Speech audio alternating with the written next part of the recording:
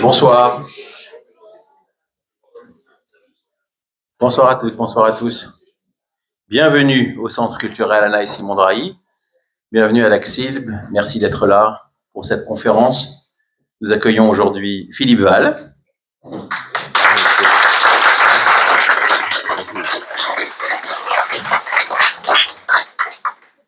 Conférence très particulière ce soir.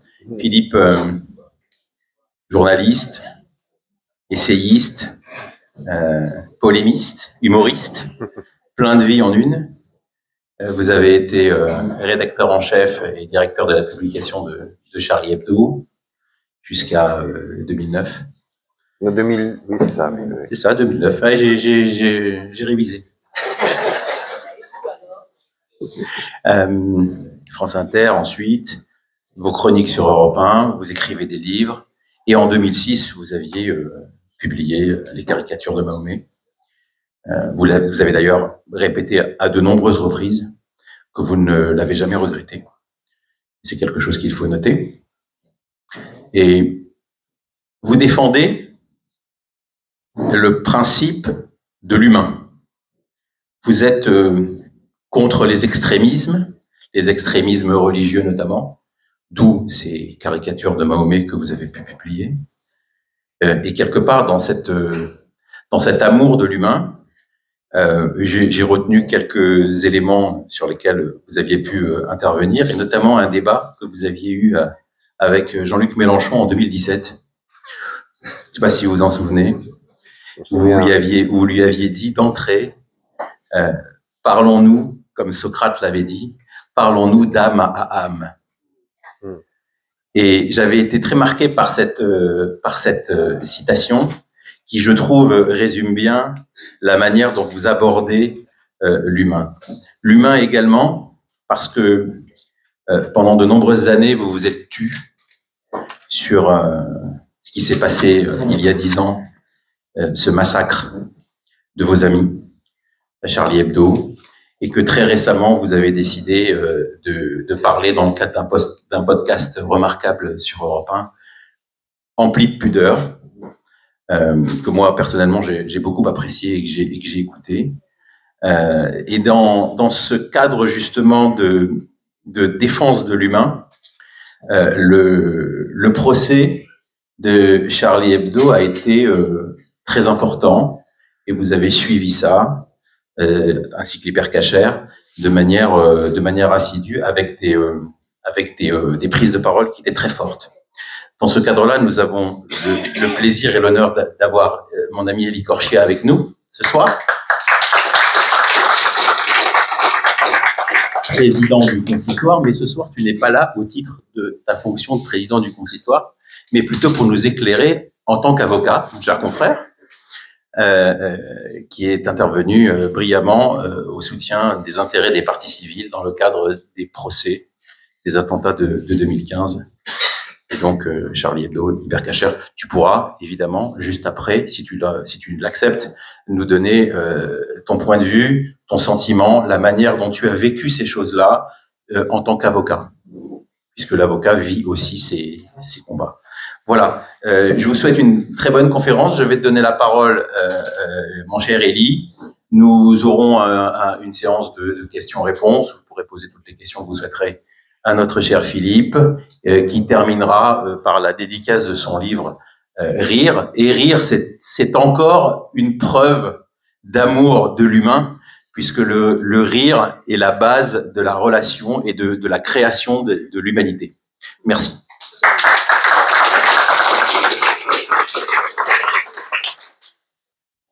Merci Harry. Merci d'abord aux organisateurs de cette belle soirée, de cette belle conférence. Avant tout, Harry, bien sûr, mon ami le rabbin Shalom Lelouch, Jacques Assous, et toutes celles et ceux qui font vivre toute cette vie culturelle tellement riche à Levallois. Prendre la parole en début d'intervention dans cette soirée, avant que vous écoutiez, vous êtes venus pour ça, notre ami Philippe Val, que j'ai eu l'honneur de recevoir d'ailleurs comme invité d'honneur, que vous le sachiez, au conseil d'administration du Consistoire de France l'année dernière. Ça me tenait à cœur de le mettre à l'honneur. en présence des dirigeantes et des dirigeants des différents consistoires de France qui sont au conseil autour de moi. C'était un geste aussi politique que je voulais faire en disant que Philippe Val n'est pas que celui qui représente Charlie Hebdo.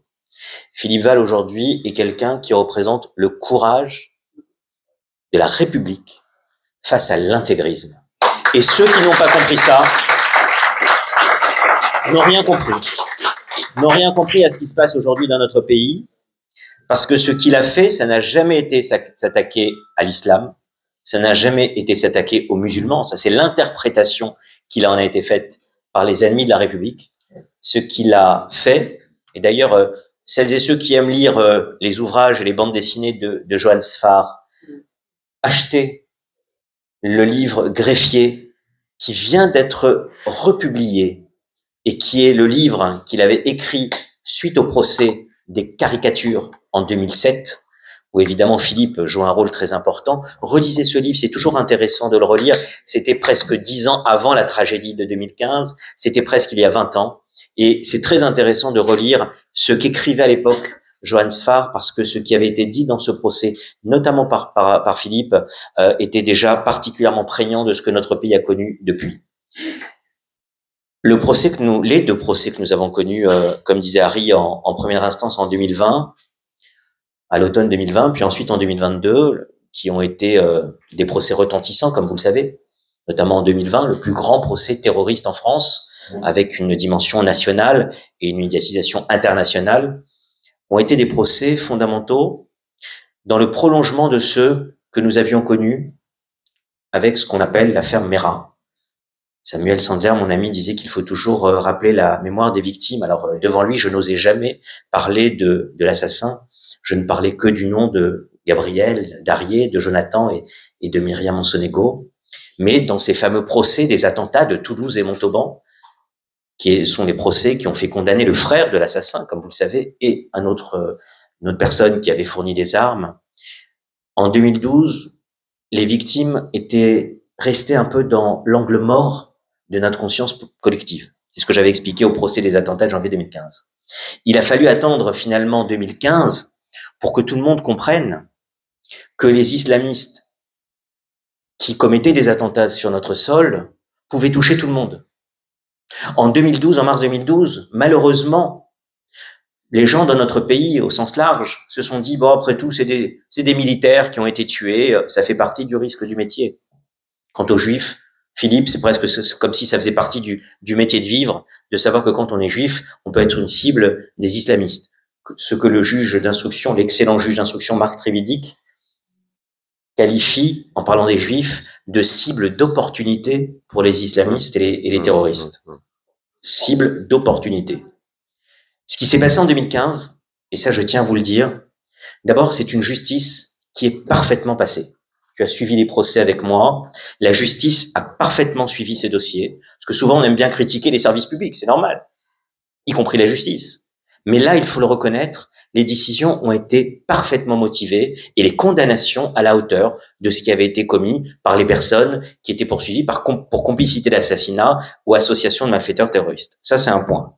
Et puis le deuxième, c'est qu'on a compris réellement la mécanique qui a pu engendrer ces attentats, qui sont encore une fois exactement dans la continuité de ce qu'on a vécu en mars 2012, où là aussi, vous le savez, j'étais l'avocat bénévole de Samuel et Myriam Sandler. 2012, c'est la matrice. C'est l'an zéro du terrorisme islamiste. Je crois qu'on est d'accord sur cette analyse, toi et moi. 2015, c'est la continuation. Et regardez même des symboles très forts. 3 séries d'attentats en mars 2012, qui tuent les militaires à 2 reprises et les enfants et Jonathan à l'école aux Aratora. 3 séries d'attentats en janvier 2015. Le 7, avec la rédaction de Charlie Hebdo décimée. Le 8, avec la policière Clarissa Jean-Philippe. Le 9, avec l'attentat qui tue des juifs. Et à chaque fois, des représentants de la liberté d'expression, en 2015, une policière, force de l'ordre. En 2012, des soldats qui défendent la liberté eux aussi. Et ça se termine à chaque fois avec la haine des islamistes pour les juifs. À chaque fois, la 3e séquence, ça tue des juifs. La dernière séquence, c'est un attentat antisémite. Et puis, malheureusement, là aussi, comme un symbole, 4 victimes en mars 2012 à l'école, 4 victimes dans le magasin Hypercacher.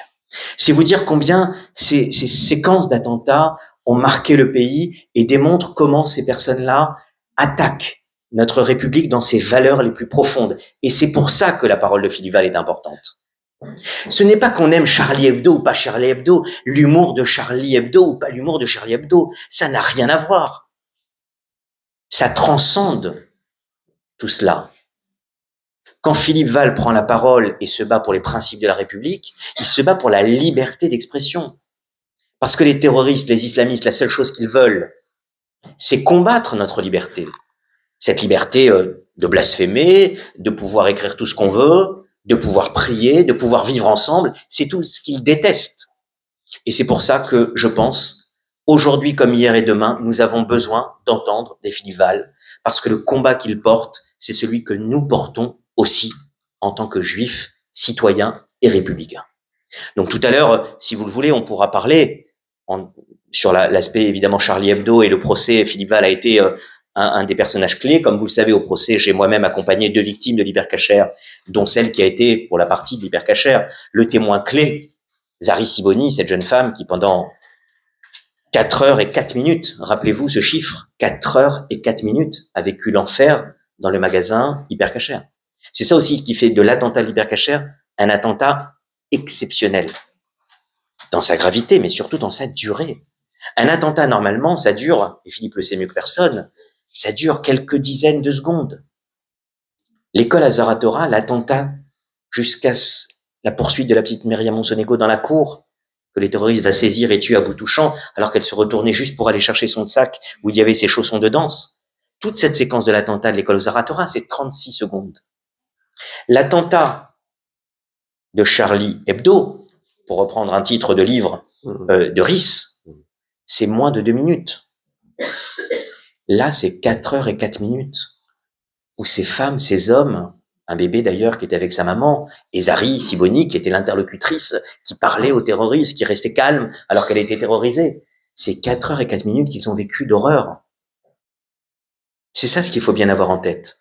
Avec aussi cette phrase, et je terminerai par là, cette introduction, cette phrase que le terroriste va dire aux otages rassemblés, assis par terre, tétanisés, alors qu'il vient déjà de tuer 2 personnes, qu'il va en tuer une 3e, et ensuite le 4e, Yoav Attab, qui va essayer de se saisir, qui va remonter du sous-sol, qui va essayer de se saisir de l'arme, dans un courage incroyable, ce gamin de 21 ans, et malheureusement, l'arme, il ne va pas réussir à la saisir, et le terroriste va l'assassiner, cette 4e victime.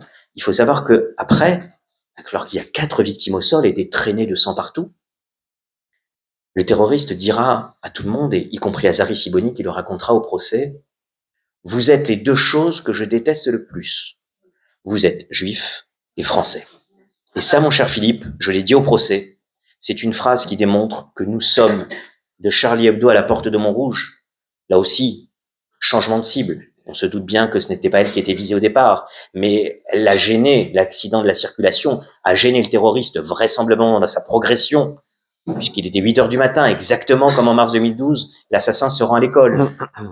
Là aussi, il faut bien se dire que les valeurs qu'on porte, c'est ça. Nous sommes juifs, mais nous sommes aussi français. C'est ce qu'ils détestent. Et Charlie Hebdo, c'était des dessinateurs, des journalistes, des caricaturistes qui étaient français et fiers de ce qu'est la France, notamment dans cette liberté d'expression. C'est pour ça qu'il faut continuer à être Charlie.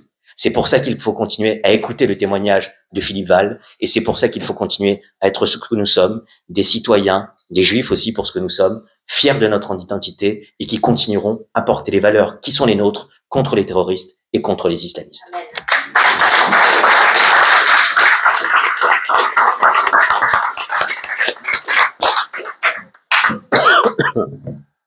Merci Elie, merci à tous d'être là ce soir et c'est un plaisir de se retrouver ensemble.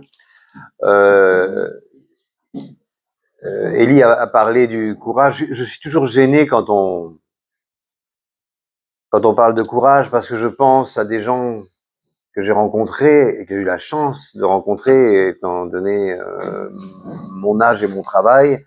Je pense notamment aux époux Aubrac, à Crémieux-Briac, à que j'ai fait venir à Londres pour refaire Radio Londres 60 ans après l'appel du 18 juin, quand j'étais patron d'Inter, on a refait Radio Londres avec les gens de Radio Londres de l'époque.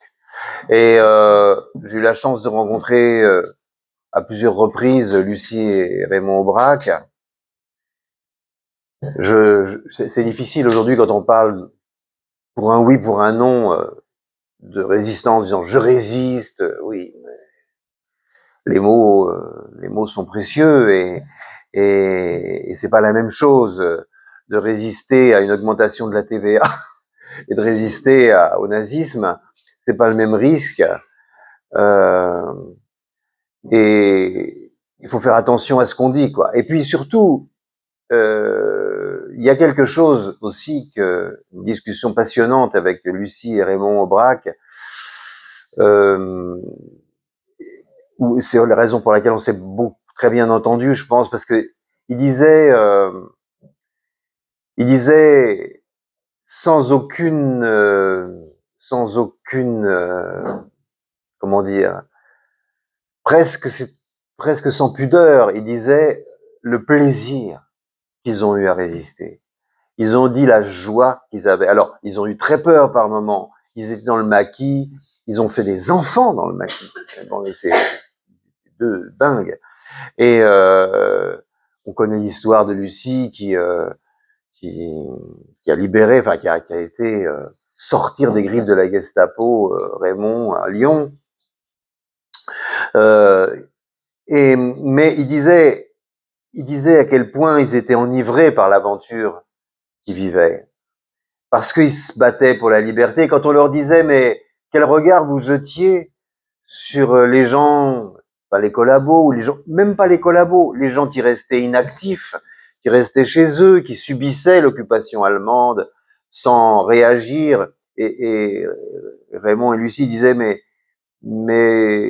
qu'est-ce que vous voulez qu'ils fassent? À l'époque, les gens avaient non seulement leurs enfants chez eux, mais ils avaient aussi leurs parents souvent chez eux. Il fallait qu'ils les fassent manger, il fallait qu'ils les protègent. Nous, ils étaient dans la vingtaine, et ils avaient la vie devant eux. Ils n'avaient pas d'enfants, ils n'avaient pas de parents à la maison. Ils étaient libres et ils vivaient une aventure. Ce que je veux dire, c'est que quand les événements nous terrorisent et nous font souffrir moralement, quand on se dit qu'il faut lutter contre ça, il faut pas que l'on cache la joie que l'on a à le faire. Parce que je pense que c'est notre force, le plaisir que l'on a à accomplir les choses auxquelles on croit, il faut pas le cacher. D'autant que la plupart de nos ennemis sont des pleurnichards. Ils sont toujours en train de dire c'est la faute à la société, si j'ai ceci, cela, gna gna gna, ils sont toujours en train de pleurer. Et nous, si on veut gagner, il faut non seulement qu'on soit fort, mais qu'on séduise. Et on séduit en étant de bonne humeur, comme si sur notre drapeau, il y avait la joie de vivre. Et je pense que c'est notre force d'avoir la joie de vivre en nous, et qu'il faut pas déplorer, même quand la mélancolie nous prend, même quand la tristesse nous prend. Je pense qu'une partie du courage qu'il faut pour résister consiste à ne pas déplorer. Et alors après, le courage, c'est compliqué parce que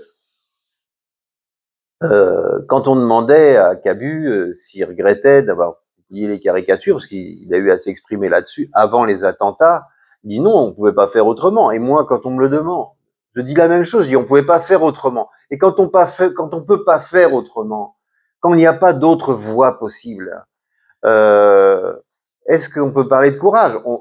On fait ce qu'on doit, on fait ce qu'on peut. Moi, je pense souvent que le courage, c'est un truc héroïque, quelqu'un qui va affronter un danger, flamberge au vent. Vous voyez, et j'admire ça, et je sais pas si j'en serais capable. Mais par contre, je suis capable de faire une chose alors que je ne peux pas en faire une autre. Je peux rien faire d'autre. Et là, vous voyez ce que je veux dire? On peut rien faire. Dans notre tête, il n'y a pas de solution. Peut-être qu'il y en a, mais pas dans notre tête. On peut pas faire autrement. Pourquoi on pouvait pas faire autrement que de publier ces caricatures? Je vais faire un petit historique. un petit rappel historique, c'est que d'abord, ça a commencé par un meurtre, le meurtre de Theo Van Gogh, le petit-neveu du peintre, donc qui était un cinéaste et qui s'est fait égorger dans Amsterdam par un islamiste. Et Ayaan Hirsi Ali a fait un film avec lui sur l'islamisme.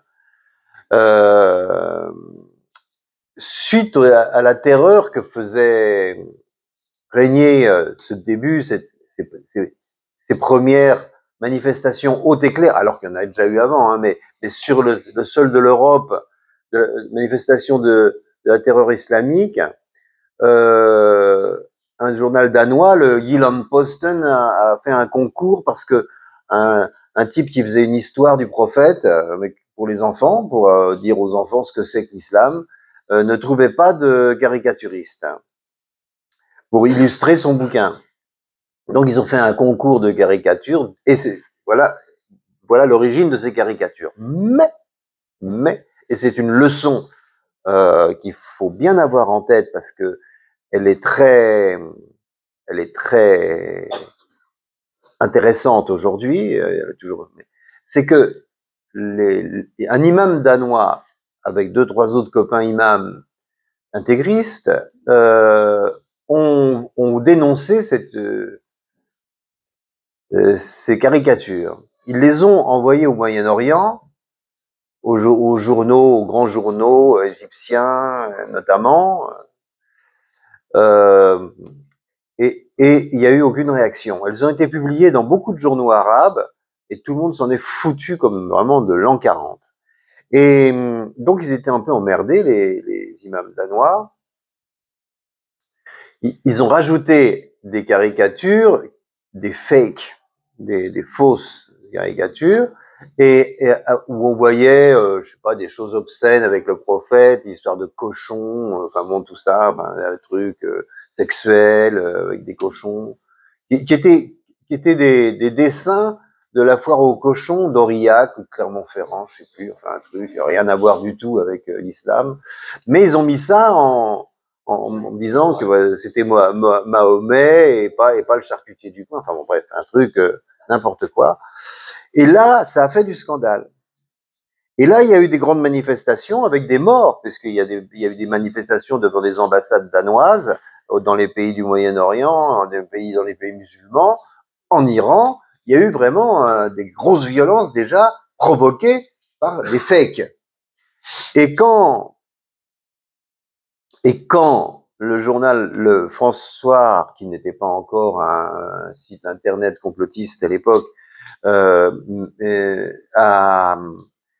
publié ces caricatures pour informer ses lecteurs des raisons pour lesquelles le Jyllands-Posten et le Danemark étaient dans une situation extrêmement périlleuse, on peut le dire, le patron de la rédaction s'est fait virer par son actionnaire, qui était un libano-égyptien, qui a viré donc son... Et c'est parce que Lacroix, le patron du François, s'est fait virer pour avoir publié ces caricatures qu'on s'est dit, attendez, nous, on ne peut pas faire autrement que de les publier. Enfin, alors là, j'arrête, petit flashback. Le Danemark, à ce moment-là, vivait une crise parce que ses exportations agricoles, notamment laitières, étaient à destination des pays arabes, des pays du Golfe et du Moyen-Orient. Or, une large campagne de boycott était en train de mettre sur le flanc l'économie danoise à cause de ces prétendues caricatures. Donc, l'affaire, nous, on suivait ça de très près à Charlie.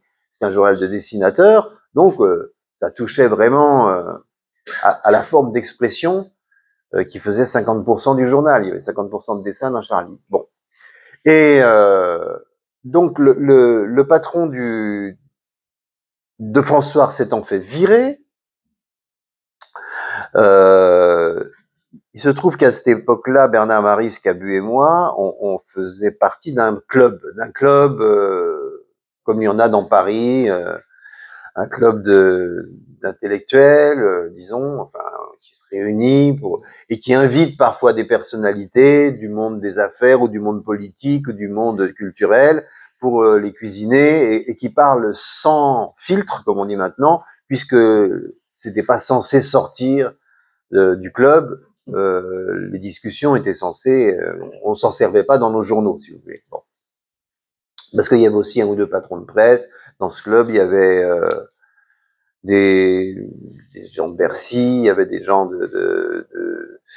du Collège de France, je sais pas, enfin bon, conseillers d'État, bon bref, on était une 15-20 là, comme dans ce club. Et donc je ne sais plus quel était le thème de notre réunion ce jour-là, mais le patron de François venant de se faire virer, j'ai proposé au club, je dis qu'on change l'ordre du jour et qu'on parle de ça et qu'on trouve quelque chose à faire pour réagir très fortement de façon à ce qu'il ne soit pas possible de laisser la peur d'une religion empêcher de publier des dessins en France, surtout des dessins anodins.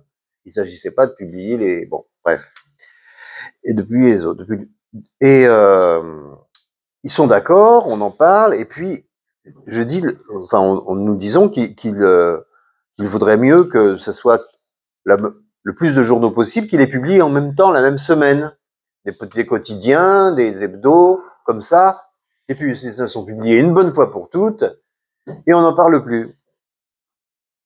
Et ils disent d'accord, j'appelle des confrères qui ont des journaux, qui dirigent des journaux, et la plupart me disent oui, c'est une bonne idée, on va y aller. Et puis le lendemain, le surlendemain, certains me rappellent et me disent bah non, parce que dans certains cas c'était la rédaction qui voulait pas, c'était non, ça va humilier les musulmans, ça va stigmatiser, on commençait à voir fleurir le mot stigmatiser les musulmans. Et d'autres qui disaient c'est l'actionnaire qui veut pas, il y a trop de risques.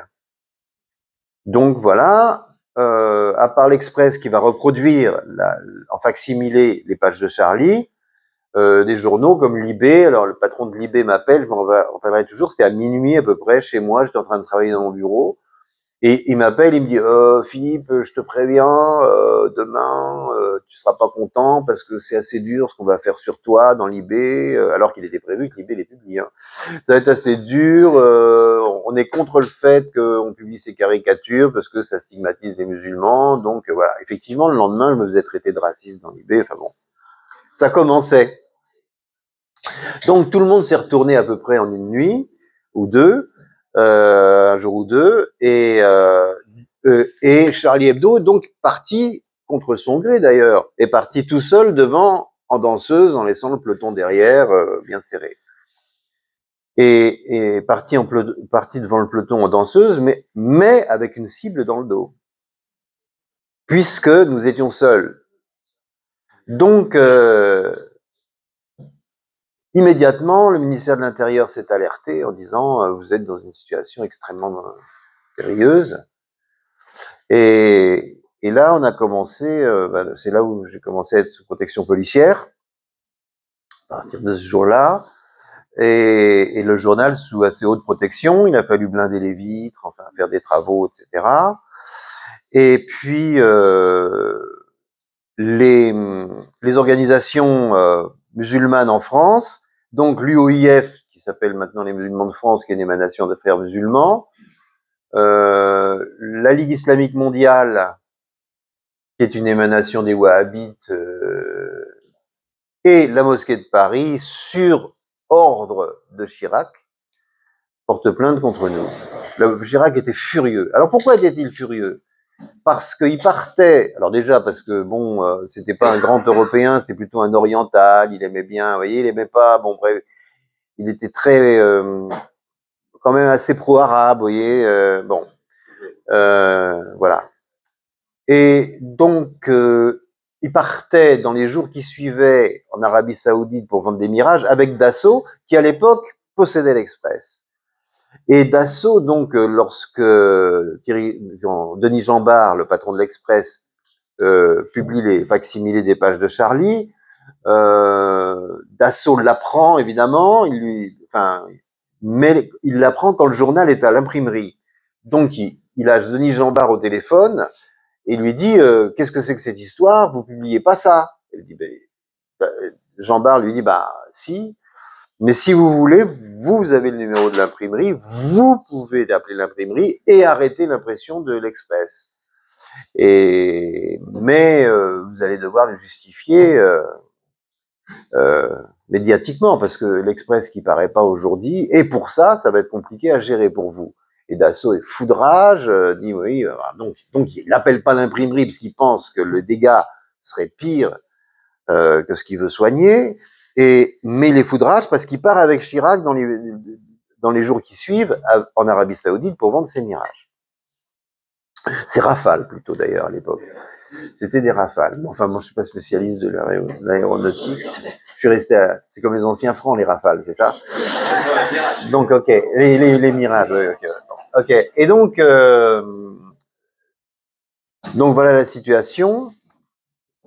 Voilà la situation. Et finalement, quelques semaines plus tard, Dassault vendra l'Express. Il se débarrassera de l'Express. Voilà. Donc l'affaire s'est conclue comme ça pour l'Express, et je pense qu'il y a une relation de cause à effet très forte, parce qu'il était très fier d'avoir l'Express, puis du jour au lendemain, il a dit je le vends. Et Jeanbart lui ayant dit, je vous avais prévenu que c'était pas un journal pour vous, effectivement. Alors, dans les menaces à partir de ce moment-là ont rarement cessé, et je voudrais juste raconter un petit épisode, parce que les plaintes, si vous voulez, les plaintes des uns et des autres se sont accumulées, mais il y avait la plainte du MRAP aussi, qui était le mouvement antiraciste, qui était une émanation du Parti communiste, mais le MRAP, on avait plutôt des rapports corrects avec le MRAP, mouvement contre le racisme, etc. Bon. C'était Mouloud Aounit à l'époque qui était le président, et Mouloud Aounit m'appelle au moment de la publication des caricatures, et il me dit je vais m'associer à la mosquée de Paris et aux autres pour porter plainte contre toi. Ouais, je dis ah bon? Ah oui, bon vas-y, t'es libre. Quelques heures il y a une dépêche d'AFP, donc ou le lendemain, je sais plus, j'ai un coup de téléphone de Jean Ferrat que je ne connaissais pas. J'ai fait ses connaissances plus tard en Ardèche, mais là il m'appelle de sa montagne, là de l'Ardèche, et il me dit Philippe Val, voilà, le MRAP va porter plainte contre vous. Je dis oui. Il dit vous savez que je suis un des fondateurs du MRAP. Je dis non, je savais pas, mais je l'apprends. Il me dit et je suis outré car je suis d'accord avec vous, donc je vais faire une dépêche d'AFP pour dire que je démissionne du MRAP. Et à l'époque, Jean Ferrat, c'était un peu le Jean-Jacques Goldman. Oui. Il avait le côté, il faisait rien, mais tout le monde en parlait. Bon. Et il avait un impact terrible. Et le MRAP a pratiquement disparu de la circulation parce qu'il y a eu tellement de démissions du MRAP suite à la démission de Jean Ferrat que le MRAP c'est devenu une coquille vide pratiquement. Donc, vous voyez, ça n'a pas eu que des effets néfastes. Et donc, on a au moment du procès, le procès était très important. 1 an plus tard, donc le procès était un moment incroyable et il y a eu un retentissement mondial parce que j'ai eu une revue de presse où j'avais des journaux du Japon, de Corée, d'Arabie Saoudite, de tous les pays du Golfe. Il y avait des journaux du monde entier qui parlaient de ce procès. On se rend pas compte de la curiosité qu'il y a eu et dans le hall du palais de justice, dans le hall de la 17e chambre, il y avait un nombre de caméras et de journalistes incroyables, et de fous aussi d'ailleurs. Il y avait Dieudonné, évidemment, comme toujours dans ces cas-là, qui était venu faire de l'agitation, enfin bref, il y avait une grande tension, et heureusement, il y avait les 2 avocats, donc Richard Malka et Georges Kejman, ils avaient Georges Kaiman avait une très grande liberté avec le tribunal et il faisait rire, il était très drôle et moi j'étais donc avec Richard et Georges, on était d'un côté, puis il y avait l'accusation de l'autre côté et le public derrière, beaucoup de monde, évidemment très peu, enfin, par rapport à ce qu'il voulait rentrer, très peu de monde, mais beaucoup de monde. Et à un moment, il y avait le procès était très tendu, très fatigant, et ça demandait beaucoup de tension. Et de temps en temps, Georges Kejman disait des trucs tellement énormes que les gens éclataient de rire et l'appelaient. Et donc on riait parfois dans cette climat de tension, et même les autres en face qui n'avaient pas envie de rire riaient parce que c'était tellement drôle parfois. Je me souviens par exemple l'avocat de la Ligue islamique mondiale, à un moment donné, il se lève avec des gestes d'avocat à l'ancienne, avec le bras en l'air comme ça, et très lyrique et très emphatique. Il disait je vous connais, Georges Kejman. Je vous connais, Maître Kejman. Je sais qui vous êtes, Maître Kejman. Oui, je vous connais, Maître Kejman. Et Kejman, dans un silence, il dit eh ben, vous en savez plus que moi. Et donc tout le monde se marre. Enfin bon, bref. Et encore, je sais pas, il y avait des trucs plus. Il disait des trucs vraiment énormes par moments. J'avais fait venir un grand intellectuel iranien. Il y avait plein de gens que j'avais fait venir Bayrou, François Hollande, Claude Lanzmann. Enfin, il y avait plein de Elisabeth Badinter. Bon. Il y avait plein. J'avais amené plein de témoins qui embarrassaient beaucoup le tribunal parce que voilà. Et Sarkozy s'est invité lui-même, alors avec une lettre en disant qu'il nous soutenait, alors que j'avais pas sollicité. Mais et donc il y avait voilà. Et donc, à un moment donné, le président du tribunal fait une suspension de séance parce que il fallait, pour certains, boire, pour d'autres, aller pisser. Bon, et donc, il fait une suspension et tout le monde se tasse dans l'allée centrale pour sortir à petits pas, comme dans le RER quand il y a trop de monde. Et enfin, moi, je sais pas, j'ai pas pris depuis longtemps, je dois l'avouer, mais j'imagine que voilà. Et et j'ai été coude à coude avec l'avocat de la Ligue islamique mondiale, là, c'est Maître Kejman, je vous connais. Et il était coude à coude avec moi, serré. Et il me dit, il en profite pour me dire, Monsieur Val, je suis d'accord avec rien de ce que vous dites. Rien. Mais j'aimerais bien être votre ami.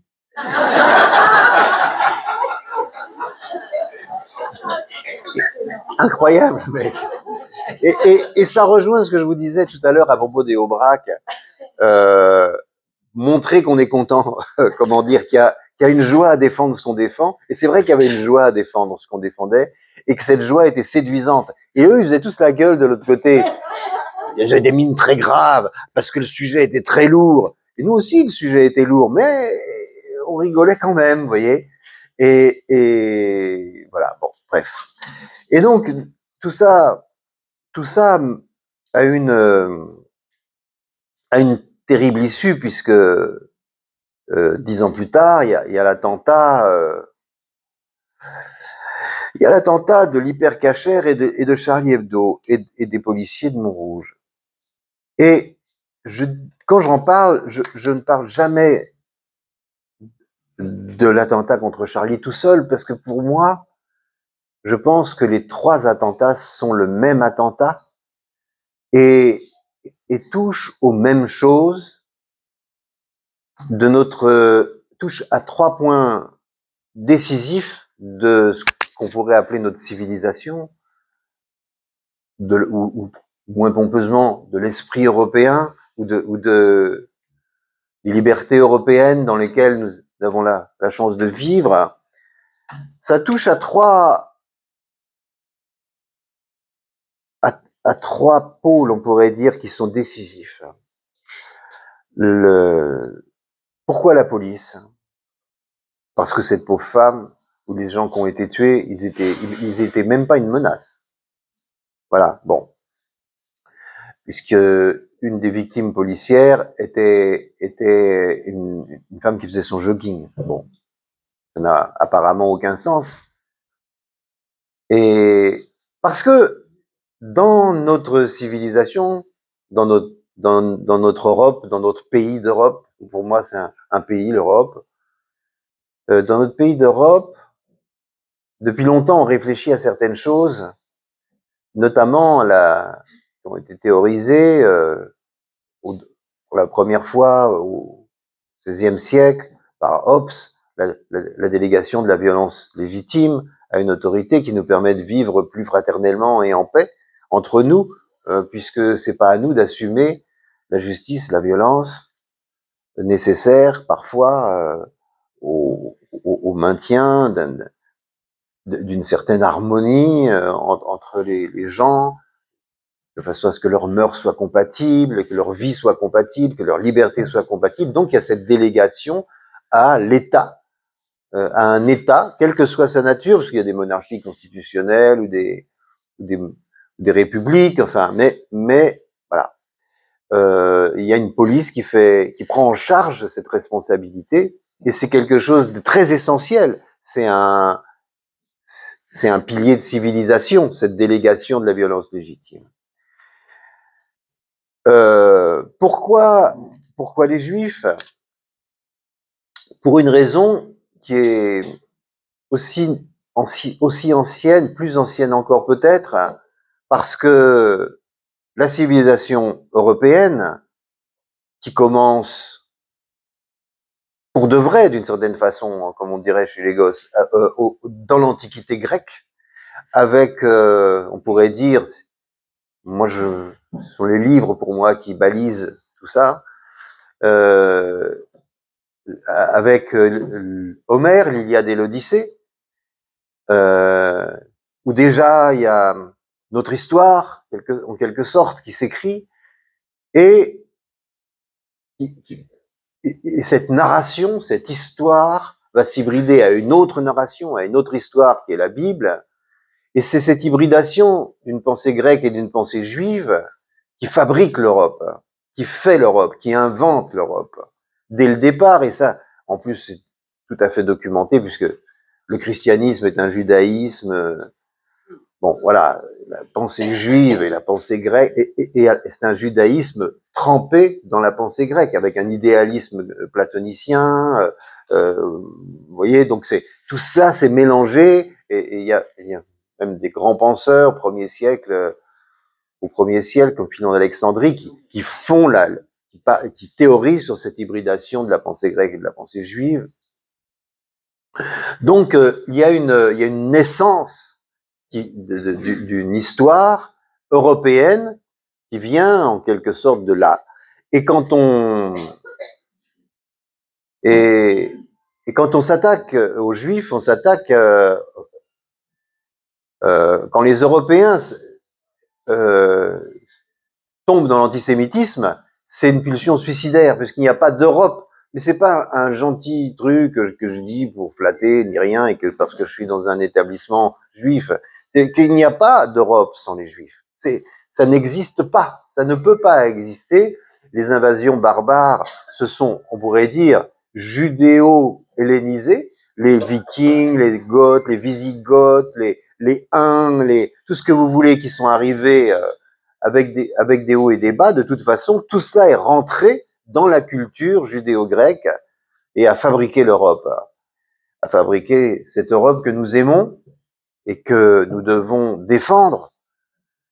Et donc, l'attentat contre les Juifs, comme il a commencé à l'école Zarathora avec Mohamed Merah, et comme avant, il y a déjà eu dans les années 80, enfin, dans le mouvement le terrorisme palestinien, iranien, Saint-Michel, Tati, etc., etc., c'est toujours une violence, une guerre faite à l'Europe, à l'esprit européen, pour l'acculer à la peur et à la renonciation à soi-même. Et quand Hitler prend le pouvoir, par exemple en Allemagne, il a une haine viscérale, il réveille les mythes vikings, les mythes celtiques d'avant le christianisme, d'avant la Grèce et la Bible, parce qu'il déteste profondément l'Europe, mais avant tout, son antisémitisme est une haine de l'Europe. Donc il a très bien visé, en quelque sorte, en visant les Juifs. Il savait très bien qu'en visant les Juifs, il tuait l'Europe. Donc l'attentat du 15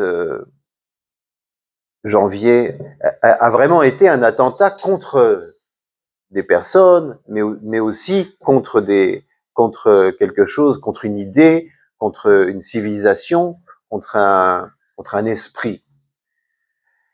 Et que s'est-il passé depuis? Alors, on avait dit qu'on voulait,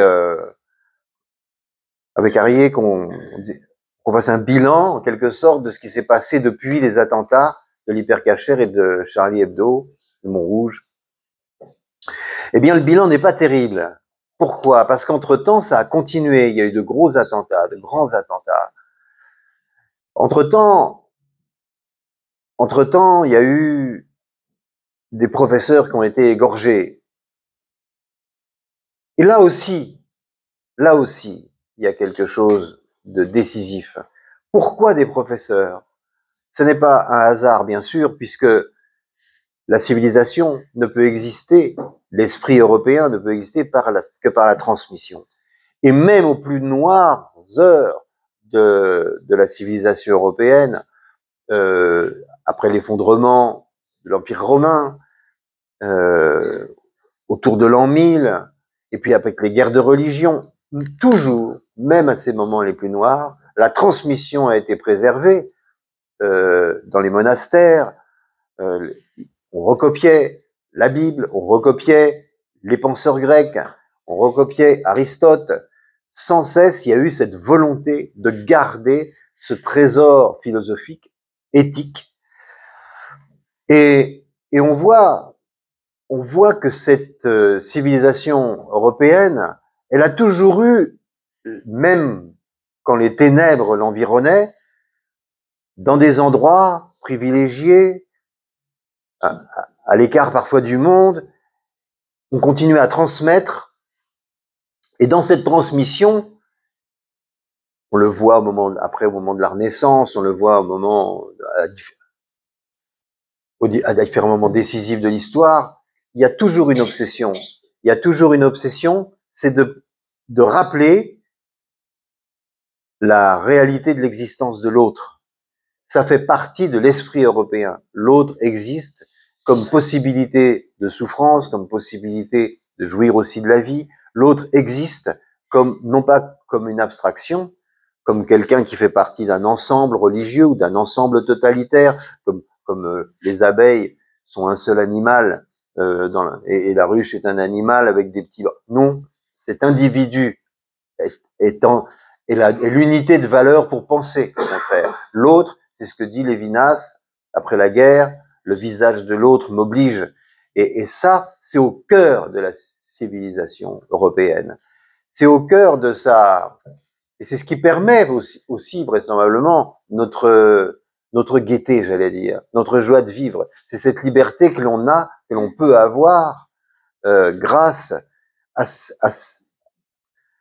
cette attention que l'on porte à l'autre, et qui est dans la culture, qui est dans la littérature, dans la philosophie, qui est dans Freud, qui est dans Montaigne, qui est dans Shakespeare, dans Molière, dans la musique de Mozart, vous voyez, parce que c'est pour ça que je disais que l'Europe est une nation, parce que nous avons la même culture, on parle pas la même langue, mais nous aimons tous Mozart, on est tous fabriqués par Dante, par Cervantes, on est tous fabriqués par Goethe, par Shakespeare, par les films de Fellini et les films de Bergman. D'un bout à l'autre, du sud au nord de l'Europe, on parle la même langue de l'esprit, la même attention à l'autre, la même passion pour la connaissance de l'autre. Et ça, c'est européen, c'est juif, c'est nous, vous voyez. Et c'est ça que les autres veulent tuer, évidemment toujours. Or, avons-nous le courage de ce que l'on aime? C'est la question qu'on se pose 10 ans après. Tuer un professeur, c'est tuer la transmission. Et alors, tuer un professeur, ça terrorise des dizaines de milliers de professeurs. Ça a un impact sur tous les professeurs. Est-ce que je vais continuer à enseigner l'histoire, la géographie, comme il le faudrait? Est-ce que je vais continuer à enseigner la théorie de l'évolution, Darwin? Est-ce que je vais continuer à enseigner l'histoire de la Seconde Guerre mondiale, comme il le faut? Donc, tous les profs se posent cette question, parce qu'ils ont des enfants, ils habitent dans des endroits où ils sont menacés. Donc, la pénurie de professeurs en France ne vient pas que des salaires, puisqu'il y a des professeurs qui manquent dans toute l'Europe. 8000 professeurs rien qu'en Rhénanie-Westphalie, où les profs sont très bien payés en Allemagne. Il y a 2 ans, il manquait 8000 profs. Donc, c'est un problème de vocation, parce que l'autorité du savoir est contestée à la fois par des élèves et par des parents d'élèves. Et avec tellement d'agressivité que les profs se sentent en danger. Alors, ceux qui veulent pas dire parce qu'ils ont honte d'avoir peur, parce que la question, au bout de ces 10 ans, le bilan, c'est avons-nous encore peur? Évidemment qu'on a peur. Et alors, il y a des gens qui disent oui, j'ai peur, mais il faut se battre, ou on peut pas résister. On peut pas ne pas résister à cette barbarie. On peut pas se laisser bouffer. Ou à ceux qui disent j'ai peur, mais je veux pas le dire, et je vais déguiser ma peur en argument moral. Il faut pas stigmatiser les musulmans. Et c'est ça, et ça crée dans la société une espèce de mouvement des idées qui allait là, chez nous en France, à gauche de la gauche, où cette peur est déguisée on est copain avec le Hamas, on est copain avec le Hezbollah, c'est la France insoumise. Voir ça arriver 10 ans après, à ce point-là, voir comment, après les massacres du 7 octobre en Israël, un journal comme Le Monde, qui se prétend un journal de référence, a enterré ça pour tout de suite se scandaliser de la République d'Israël, il y a une abdication de ce que l'on est. Il y a une abdication des Européens qui normalement, en nous, devraient censés être fiers et surtout attachés à cette identité universaliste, ouverte, parce que l'Europe a été faite par des gens qui venaient de partout. Et l'Europe est cosmopolite. Bien sûr que l'Europe est cosmopolite. Ce cosmopolitisme, nous en sommes fiers. Il fait partie de ce que l'on est profondément. Mais en revanche, arriver en Europe et dire on veut s'installer et détester cet universalisme, ça n'est pas possible. C'est pour ça qu'aujourd'hui, quand on parle d'immigration, on n'emploie pas le bon mot, parce que évidemment, on a besoin toujours. C'est l'histoire de l'humanité, l'immigration. Alors évidemment, il faut la réguler, il faut réussir, parce qu'on est il y a beaucoup. Mais c'est pas l'immigration la question. Le problème, c'est la radicalisation de l'islam dans l'immigration, et qui fait que des gens arrivent dans des terres d'accueil, comme le Danemark l'a été par exemple, et comme l'Europe en général l'est, et disent on vous déteste, on s'installe là, mais on vous déteste, et qui cultivent la détestation au point, parce que la religion est radicalisée. Alors on va pas faire l'histoire de la radicalisation. Moi je pense que ça commence très fort, cette radicalisation, en 1980, au moment du retour de Khomeini en Iran. C'est là que ça commence à se politiser, que l'islam se politise. Bon, et on n'a pas voulu voir ça. On a détourné les yeux, malgré les attentats de Charlie de l'Hypercacher, malgré tous les autres attentats qu'on suivi. Malgré les professeurs égorgés qui sont un désir de rupture dans la transmission de la civilisation, qui sont une guerre, c'est un acte de guerre, tuer les professeurs.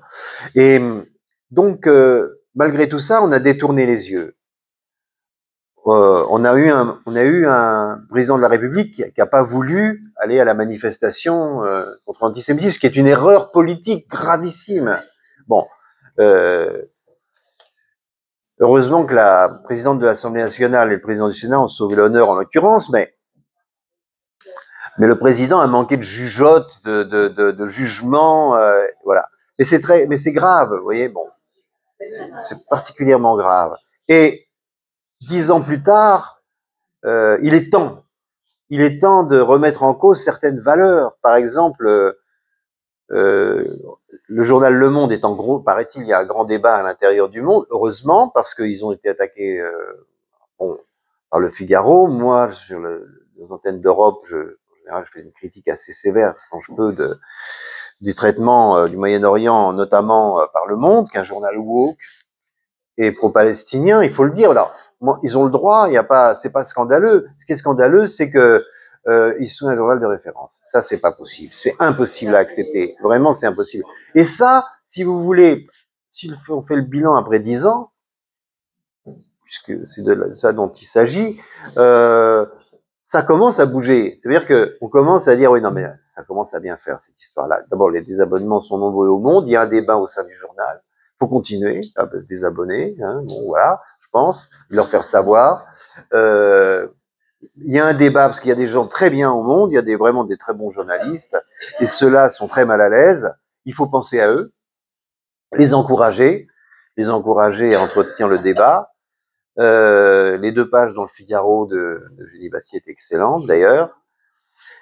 Autre chose quand même qu'on peut dire, c'est que lorsque nous avons publié les caricatures, j'ai la distance pour voir quand même, on était très seuls, à part des gens voilà, que j'ai fait venir au procès, mais il a fallu convaincre. Certains, non, on était tout à fait d'accord pour venir tout de suite, comme Elisabeth Badinter qui nous a toujours soutenus, ou Lanzmann qui voulait venir absolument, et d'autres qui ont été en se disant est-ce qu'il faut que j'y aille, c'est des élections présidentielles. Finalement, ils y sont allés, mais on était quand même très seuls. Aujourd'hui, il y a quand même des journaux importants, comme Le Parisien, les journaux populaires. Oui, il y a Franc-Tireur, qui sont des amis, bon, c'est des copains. Le Point, évidemment, les Échos. Il y a des gens de droite, de gauche, enfin de gauche, ils ont du mal à dire qu'ils le sont parce qu'ils se font traiter de fachos, donc, mais qui sont vigilants sur ces questions-là, vigilants sur l'antisémitisme, vigilants sur la question de l'islam politique, ce qui n'était pas le cas dans les chaînes d'infos, si beaucoup. Donc, réjouissons-nous, on a été contagieux quand même. On a été contagieux, on n'est plus si seul. On n'est plus si seul, et les forces qu'on a réveillées sont des forces quand même assez conséquentes. Mais ça a mis du temps. Hein. Ça a mis du temps, mais il faut le constater. Pourquoi? Parce que ce sont des journaux ou des médias qui sont plus près du terrain. Ils sont pas enfermés dans leur Vatican. Bon, voilà. Et moi qui ai passé 25 ans de ma vie en France, partout, à sillonner la France dans tous les sens, et à connaître des gens à peu près partout, ce qui m'a beaucoup servi après quand j'ai fait un métier de journaliste, mais quand j'étais dans le spectacle, j'ai vraiment joué partout, et j'ai une espèce de connaissance qui n'est pas livresque de la géographie et des gens, et j'ai quand même pu constater que la France n'est pas un pays antisémite. Pas du tout. C'est pas du tout une passion française. Ça l'a sans doute été pour des raisons religieuses, catholiques, chrétiennes, mais le Vatican II a beaucoup fait pour éradiquer l'antisémitisme du catholicisme. C'était très important en 64, 63. Et la France, c'est un pays indifférent à ça. Alors, il y a des stéréotypes antisémites qui existent, mais c'est pas allongé. On est ni en Pologne, ni dans la bande de Gaza. Faut pas, bon voilà. Et ça, c'est vraiment important. C'est une élite qui est antisémite en France. C'est une élite héritée. Alors, il y a eu l'extrême droite longtemps pour des raisons qu'on connaît. Et l'extrême gauche, pourquoi? Alors l'extrême gauche, et là je vais aller vite là-dessus parce que ça va, sinon vous allez vous ennuyer beaucoup, mais je veux pas vous ennuyer. Mais dès le 19e siècle, il y a une fracture à gauche. Les gauches irréconciliables, elles commencent au 19e siècle. Et Manuel Valls a parfaitement eu raison de le dire, et de le rappeler, mais pourquoi? Parce que Karl Marx, qui pourtant est juif, mais a semblé l'oublier, a écrit un premier essai qui s'appelait Le problème juif. Et là, dans ce livre, il y a tout l'argumentaire de l'antisémitisme politique qui va se substituer à l'antisémitisme, enfin idéologique, qui va se substituer à l'antisémitisme religieux et s'y substituer ou s'y ajouter. C'est dans Marx, le juif cosmopolite qui prend le pognon, capitaliste, etc. C'est dans Marx. Donc, les socialistes, idéologues français du 19e siècle, comme Blanqui ou comme Proudhon, sont antisémites. Et au moment de l'affaire Dreyfus, on verra que Jules Guesde va être anti-Dreyfusard, le patron de la gauche, on pourrait dire à ce moment-là, et que Jaurès va l'être aussi, mais va arrêter tout de suite, il va comprendre que c'est une ignominie, mais il aurait un moment d'hésitation, et après, bon, Zola arrive et tout, bon, toute l'affaire que vous connaissez, mais il va y avoir une fracture qui sera toujours la même si en 1920, le congrès de Tours, la première fracture entre la SFIO et le Parti communiste, Léon Blum va donc dire non, on va pas, on accepte, parce que la question était sur la terreur.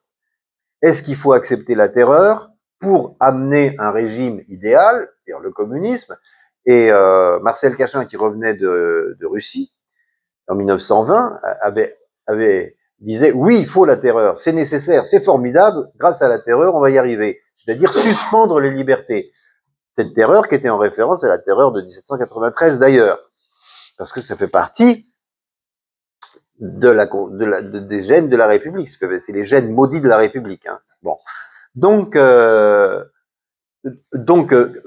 Blum dit non, pas question de suspendre les libertés, non à la terreur. Donc la première scission arrive à ce moment-là, en 1920, mais c'est aussi une scission secrètement les antisémites et les juifs. Alors évidemment qu'il n'y a pas que des antisémites qui s'en vont avec le Parti communiste, et il n'y a pas que des juifs avec Léon Blum, mais c'est quand même là aussi que ça se joue. Et après la Seconde Guerre mondiale, Sartre qui va s'engager très fort, plus que lorsque les nazis étaient chez nous et occupaient. Quand ils sont partis, il est devenu très anticolonialiste. C'est moins difficile de lutter de l'intérieur contre la République française que contre les nazis quand ils étaient là. Donc il s'est engagé très fort. Et il y a toute un monde universitaire qui a été très proche du monde arabe et qui restait. Alors évidemment, des intellectuels qui ont décliné en qualité intellectuelle, si vous voulez, on part de très loin, mais on peut commencer au XVIIIe siècle avec Jean-Jacques Rousseau, puis maintenant on est avec Sandrine Rousseau, donc c'est pas,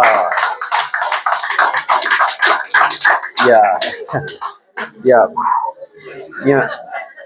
a un saut dans le vide, et donc voilà, on a hérité d'une gauche qui maintenant est l'ombre d'elle-même et qui n'a gardé que finalement cette gauche anticolonialiste, traditionnellement, il faut bien le dire, sinon antisémite, compatible avec l'antisémitisme. Ce qui est pire que tout, parce que c'est comme les compagnons de route, ce sont d'ailleurs les compagnons de route du Parti communiste, et c'est pire que le Parti communiste, parce que les communistes, bon, ils sont personne, mais les compagnons de route, c'est ceux qui étaient d'accord pour fermer leur gueule devant les crimes de Staline. Et y compris d'ailleurs les premières manifestations d'un antisémitisme d'État avant que la Seconde Guerre mondiale, qui est le complot des blouses blanches, qui est une persécution antisémite décidée par Staline après la Shoah. Donc ils ont, voilà, c'est ça les compagnons de route. Et on a hérité de ça dans notre monde universitaire, médiatique, une partie du monde politique, on a hérité de ça. Voilà, donc, mais je pense, et puis maintenant ça a décliné jusqu'à devenir du wokisme qui est complètement, absolument débile, qui ne peut pas tenir, parce que c'est un académisme qui se prend pour une avant-garde. Mais les académismes, au bout d'un moment, ça explose. Et je pense qu'on est à la fin de ce cycle et que ces intellectuels et que ce monde universitaire est foutu. Mais il faut quand même bosser, il faut quand même lutter parce que la France insoumise représente du monde, elle table sur les voies de l'immigration pour être présente au Parlement, non pas pour gagner les élections, mais voilà. Et donc, il faut tenir bon, il faut pas leur ressembler, il faut être le plus combatif possible, je pense. Et puis rester là. C'est précieux. Il faut rester là. Il faut, parce que c'est notre pays. On dit oui, mais où est-ce qu'on va aller? C'est chez nous. On va pas nous déloger comme ça facilement. Il faut pas se barrer. On a des droits de propriété sur tout ça. Voilà.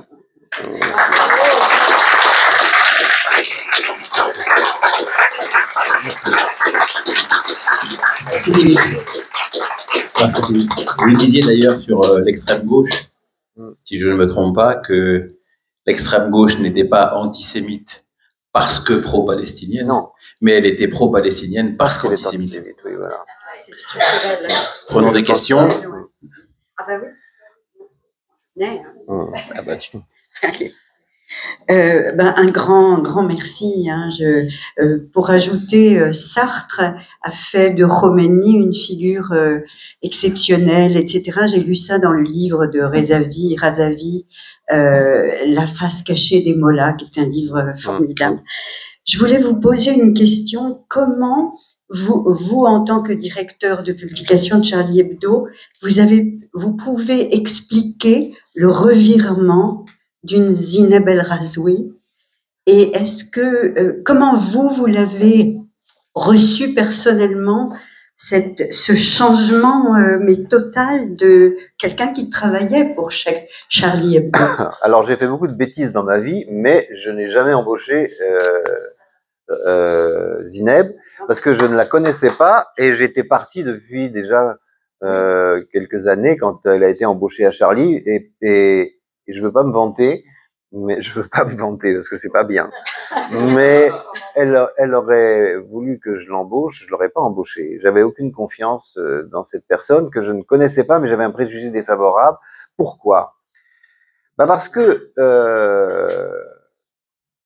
ma camarade Caroline Fourest m'a transféré une vidéo où Zineb parlait de moi dans une chaîne arabe, une chaîne de télé arabe, dont j'ai oublié le nom, en arabe, mais c'est sous-titré le truc, donc sous-titré en français, où elle me décrivait, en réalité, elle me désignait comme un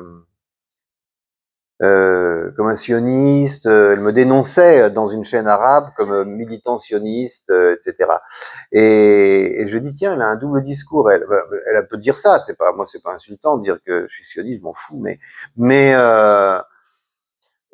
puis c'est vrai que j'aime Israël, j'en suis jamais caché. Mais je me suis dit, elle a un double discours. Cette fille est pas fiable du tout, quoi. Voilà. Je me rappelle plus très bien, mais il y a longtemps déjà. Oui, oui. La seule fois de ma vie où je l'ai vue, c'était au CRIF. Bon. Hein? Au dîner du CRIF. Ouais.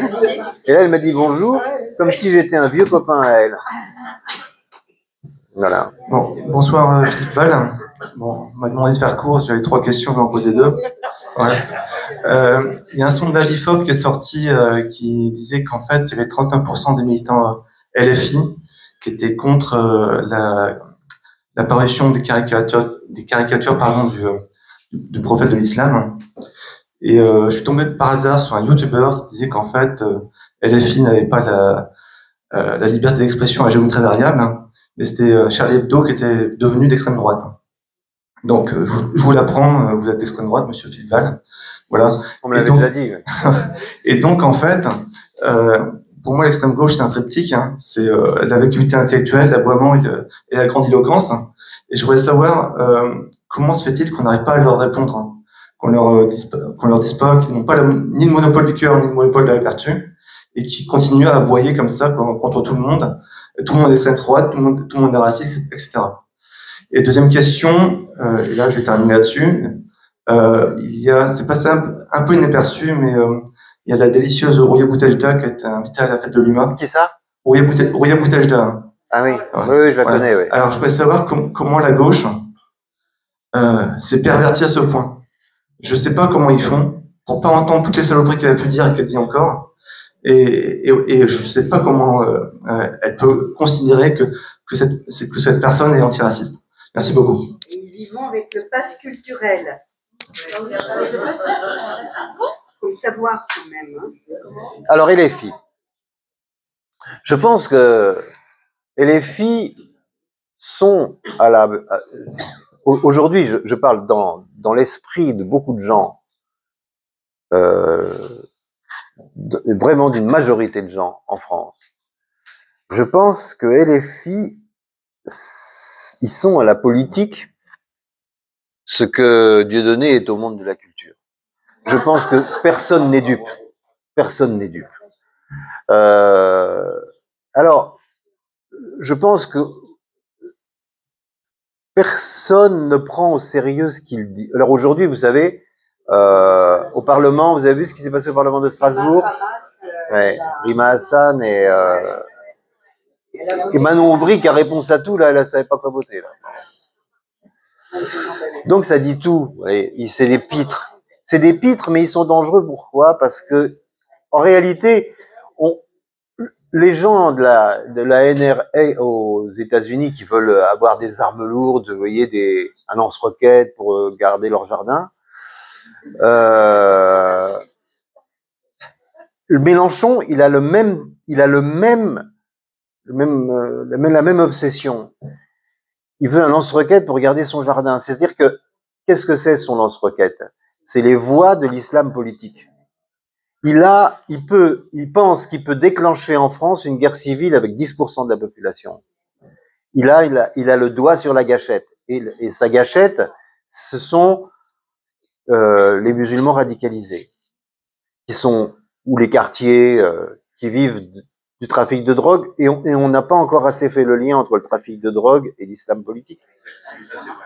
Parce que c'est la même histoire. Et d'ailleurs, au Venezuela, pays cher à Mélenchon, je discutais avec Ingrid Betancourt il n'y a pas longtemps, et son pays, la Colombie, le Venezuela, bon, je connais bien, et elle me disait, tu peux pas savoir comme le Hezbollah est présent là-bas, parce que ils sont près des cartels, et c'est eux qui font le business, qui importent la cocaïne. 20% de la cocaïne du monde, et voilà. Et donc, ce sont ces gens-là qui votent. Vous voyez, c'est horrible. Donc, je pense que de moins en moins de gens seront dupes. C'est des choses qu'il fallait pas dire encore il y a 15 ans. Maintenant, on peut les dire parce que il y a des journaux pour le dire. Vous voyez, il faut pas être complètement pessimiste parce que ils sont quand même très très dévalorisés. Et même quelqu'un d'aussi fuyant, d'aussi faux, d'aussi peu recommandable que fort, peut plus être allié avec eux. C'est trop sale. Et voilà. Quant à Ouria, pardon, il a reçu les gens de l'UNRWA aujourd'hui à la Sorbonne nationale avec le. Incroyable. Ah oui, non mais bon, il est pas. Je dis pas que. Oui, c'est intéressant ça. Oui, non, mais qu'importe. Il en fera d'autres. Hein. On n'est pas au bout de nos surprises. Mais l'alliance électorale, pourquoi? C'est pas par conviction. C'est parce qu'il sent que c'est foutu avec eux. Il pourra pas, parce que la population française n'adhère pas à ça, vraiment. Et voilà, ce que je pense quant à Ouria Boutelja, alors c'est une anecdote. J'ai fait une émission avec elle il y a très longtemps. Ouria Boutelja, la fille des indigènes de la République, qui est quand même, elle est bien perchée, bon. Et elle est, ouais, donc, ouais, elle est très très violente. Elle est très violente et très raciste. Enfin bon, bref, c'est horrible, quoi. Elle déteste les blancs, elle déteste, enfin, bon, tout ça, quoi, les juifs, tout. Enfin, elle est comme ça. Elle est très entière, c'est un caractère entier. On était trois. Il y avait un animateur de débat, c'était sur France 3, il y a très longtemps. Elle était dans sa jeunesse, elle, donc dans toute la vigueur de sa jeunesse, et il y avait Monseigneur 23, l'évêque de Paris. Et je sais pas pourquoi, je comprends pas encore maintenant ce que je foutais là-dedans. Et on a fait un débat. Et moi, je savais pas, je savais qui elle était. Et donc je suis rentré dedans, bon, tout ça. Ça n'a pas été très chaleureux le truc. Hein. C'était quand même la température, c'était moins 30. Hein. Sur le plateau, c'était terrible. Mais je pense là aussi que ce sont des groupuscules. Vous savez, les frères musulmans, quand on regarde comment ça s'est fait et comment ça a marché, au fond, c'est les trotskistes de l'islam. Hein. C'est vraiment les trotskistes. Ils pensent qu'avec une minorité, on peut prendre le pouvoir. C'est la doctrine que que Trotsky avait développée suite à la prise de pouvoir à Pétrograd, où une minorité de bolcheviks ont foutu la Russie en coupe réglée. Cela dit, la Russie, c'est un pays de coupe réglée. C'est un pays qui a toujours été en coupe réglée. Donc ils se sont mis dans les sillons des coupes précédentes. Mais une minorité prend le pouvoir en foutant la guerre civile dans la majorité. Et Mélenchon pense ça, et les frères musulmans aussi. Et c'est pour ça que qui s'assemble se ressemble un peu. Vous voyez, c'est. Bonsoir. Moi, je voudrais Mais c'est un trotskiste, Plenel. En fait, je n'avais pas de question au départ, mais je voudrais rebondir par rapport à votre réponse, les deux parties que vous avez faites là. C'est-à-dire, vous dites que personne n'est dupe de la clique de Mélenchon, de LFI. Non. Sauf que il y a des gens qui votent pour eux. Bon, il y a des gens qui votent pour eux. Les bobos à Ils sont élus. Ouais. Et donc, oui, d'accord, mais on peut toujours les traiter soit en rigolant, soit par le mépris. Sauf que moi, j'ai très peur. J'aimerais bien partager votre optimisme. Vraiment. Ben, je suis pas optimiste. Si, quand même, quelque part, si. Non, je dis qu'il y a quelques points positifs par rapport à il y a 20 ans. Oui, mais moi, je crains beaucoup, justement, que ce soit cette minorité active qui est très violente, qui prenne le pouvoir, parce qu'ils en ont rien à faire des règles, des règlements. Et nous, ici et dans l'ensemble de la France, on est une majorité silencieuse, beaucoup trop silencieuse, et on ne va pas aller, on respecte la loi, on n'est pas violent, on est bien éduqué, on estime que c'est l'État, justement, ce que vous disiez, qui a cette règle, qui a ce devoir de nous protéger. Mais sauf que si on a une minorité qui fait beaucoup trop de dégâts, je crains un peu que nous, majorité silencieuse, on perde tout et que ce soit la révolution. Quoi. Vous avez tout à fait raison. Vous avez tout à fait raison, mais il ne tient qu'à la majorité silencieuse de l'ouvrir plus fort. Mais notamment par les moyens légaux, etc. Mais je pense qu'elle l'ouvre quand même un peu plus qu'avant. Et voilà, et par les élections, et par voilà. Mais vous avez raison, c'est fragile. Je dis pas que c'est gagné. Je pense qu'on gagnera pas en baissant les bras, quoi. Je pense que voilà. Alors moi, je voulais revenir sur ce point-là où on avait l'impression effectivement que les choses commençaient à bouger un petit peu sur les opinions. Et je suis tombée sur un sondage du Point qui pose la question: quelle est la proportion de Français qui, selon vous, qualifient des attaques du Hamas envers Israël de terroristes? Et puis naturellement, j'ai répondu 85%. Et je suis tombée sur le chiffre de 57%. Ça veut dire qu'il y a 43% aujourd'hui, selon ce sondage. Alors, je ne suis pas partie voir exactement comment il était. Chez les musulmans, c'était pas la... Non, c'est sur les Dans la population française, c'est 82%. Alors, j'étais sur ce chiffre-là et je suis tombée effectivement là-dessus, sur 57%. Non, c'est dans la population française, c'est 82%. J'ai encore vu une enquête d'opinion récente.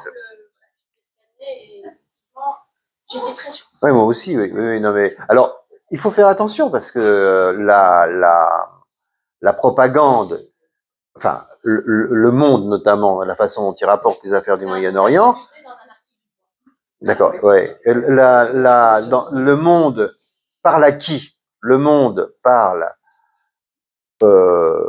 aux étudiants, aux professeurs et aux politiques. Et aux enseignants. Donc le monde est un gros prescripteur. Et le monde, lui, il parle évidemment qu'il serait, voilà, il est sur la position que vous dites. Mais je pense que c'est plus, je pense que le chiffre est pas bon, que votre chiffre est pas bon. Voilà. Moi, j'ai des chiffres contraires. Voilà. Ouais.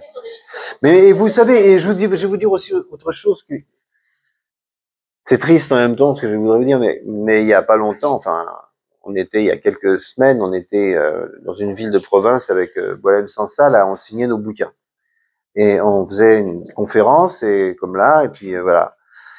Et j'étais quand même assez épaté, et dans une ville pas très sympathique où il y a pas mal d'islamistes, de crétins, d'insoumis et de machin. Bon. Et de gilets jaunes. Et donc, voilà.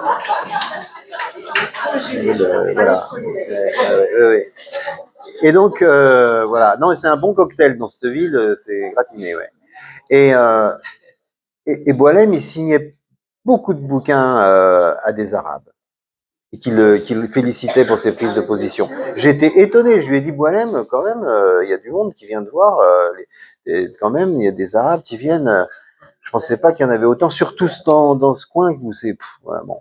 Et en fait, il y a aussi autre chose que, j'ai une discussion avec un copain, il y a pas longtemps, qui est un responsable de laboratoire de plein de laboratoires de biologie.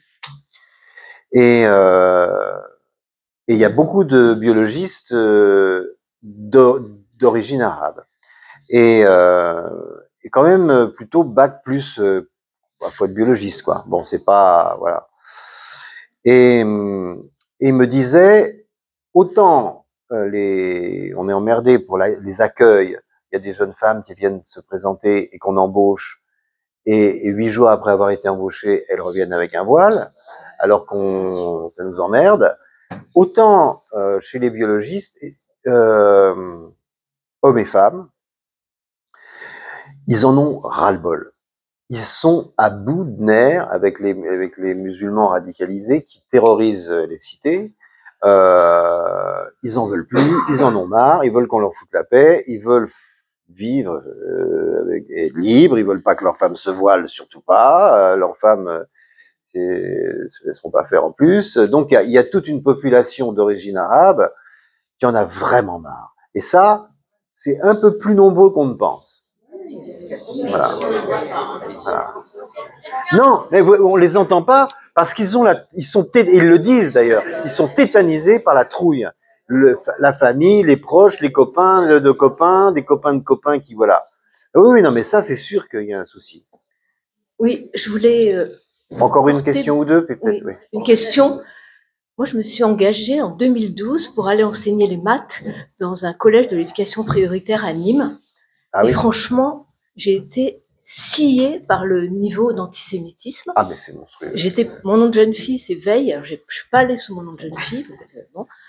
Mais j'imaginais pas que ça pouvait être comme ça. Bon, je vais pas vous raconter toutes les anecdotes, mais il y a 300 000 enfants dans les collèges de l'éducation prioritaire, ce qu'on appelle les territoires perdus de la République.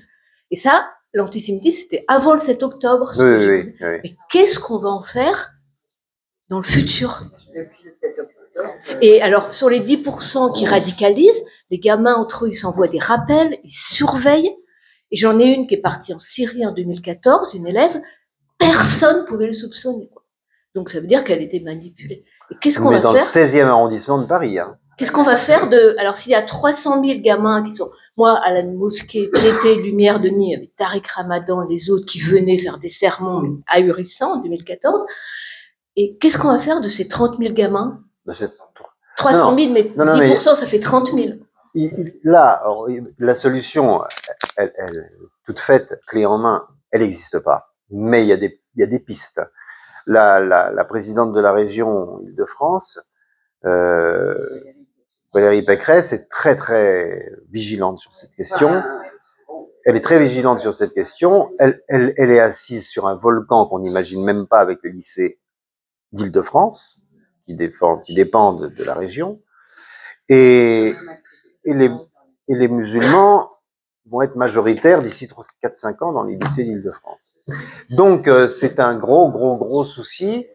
Alors, la solution, elle est politique. On ne doit rien tolérer. Et parce que, vous savez,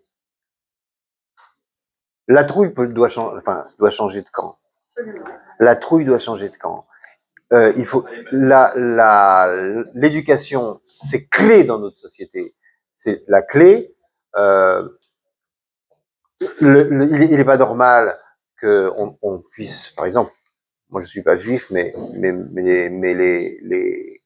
mon fils porte vos noms et donc il peut pas aller à l'école publique. Bon, la plupart des enfants juifs ne peuvent plus aller à l'école publique dans plein d'endroits, plein de régions. Donc je partage ce problème et on va dans des très bonnes écoles privées parce qu'on tient à nos enfants, on milite pas avec ses enfants. Mais ça peut pas durer. À un moment donné, l'éducation nationale, c'est quand même le premier budget de la France. C'est à nous, l'éducation nationale.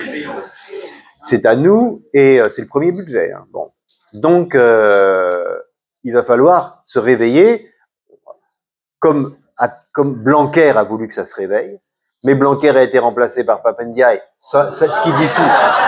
Non, mais, ce qui dit tout du chaos qu'il y a dans la tête du président sur ces questions-là. Mais c'est par là que ça passe. C'est par l'autorité des savoirs, l'autorité des profs et la protection des profs, évidemment, et des enfants.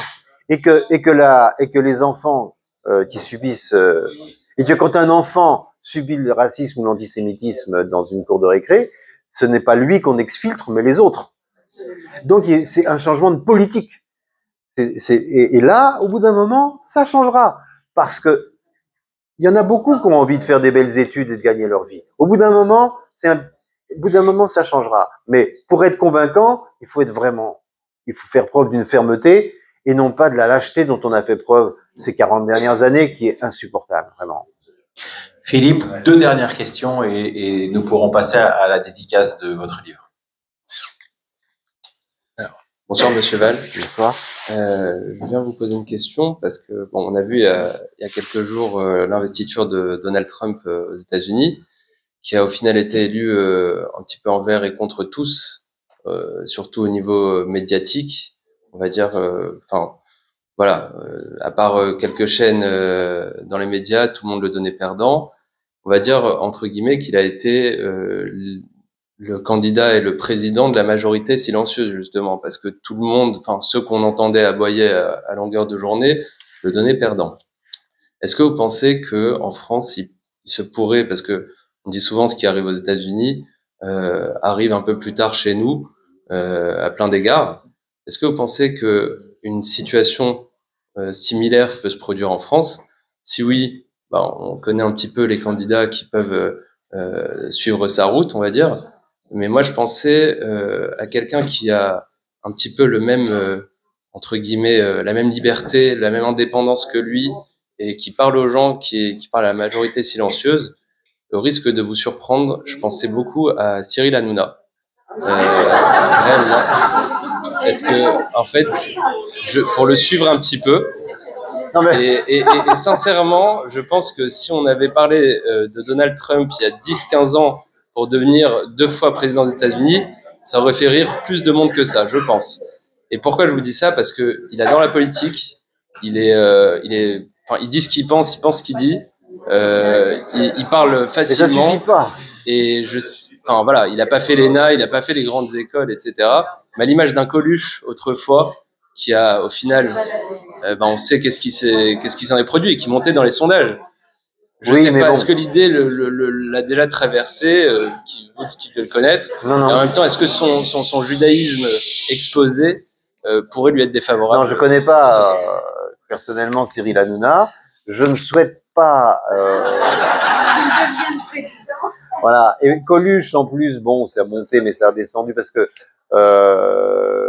c'était pas possible politiquement, et je pense que Coluche n'aurait pas fait un bon président dans la situation de la... Enfin, voilà. Maintenant, on ne sait pas ce qui peut arriver, mais dire ce qu'on pense et penser, enfin, faire ce qu'on dit, ou je sais pas quoi, comme vous disiez, dire ce qu'on pense et penser ce qu'on dit, ça suffit pas. Parce que si ce qu'on pense est con, on dit une connerie. Donc,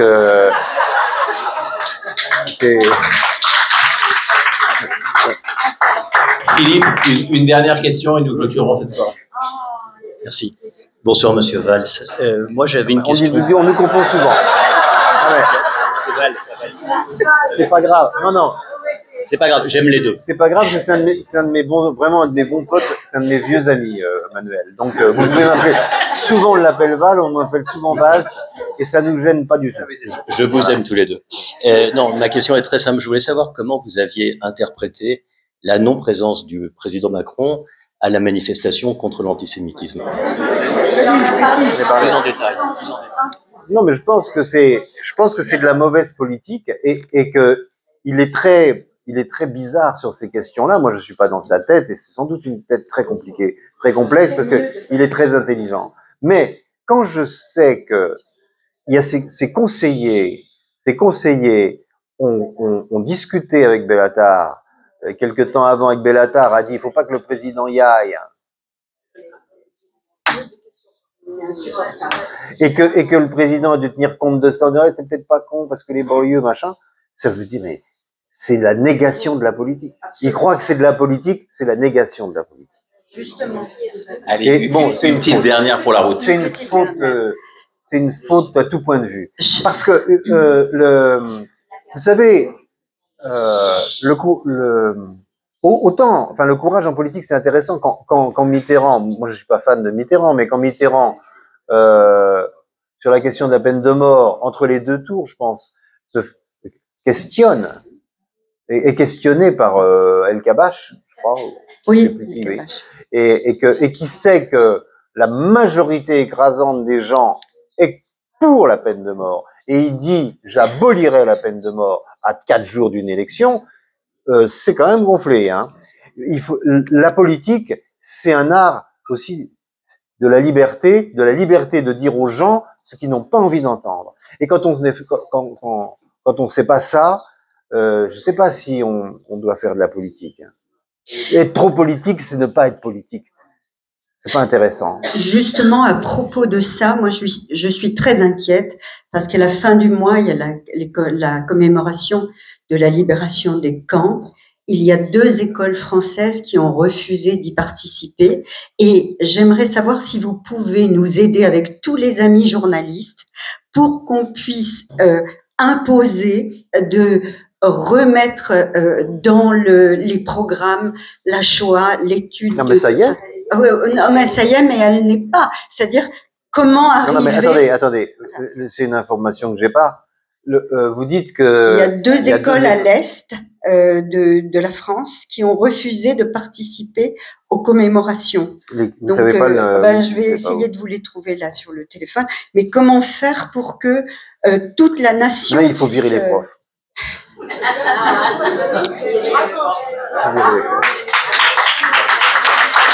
Faut arrêter avec ça. Parce qu'ils obéissent pas.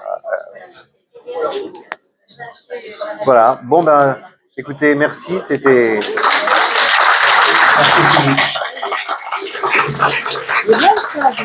Une seconde. Nous allons maintenant procéder à la dédicace des livres de Philippe. Merci infiniment d'être venu, Philippe. Vous pouvez suivre nos conférences sur YouTube. Ah bon? Axil-Levallois, une semaine après. Bonne soirée à vous. Est-ce qu'on peut encore l'applaudir?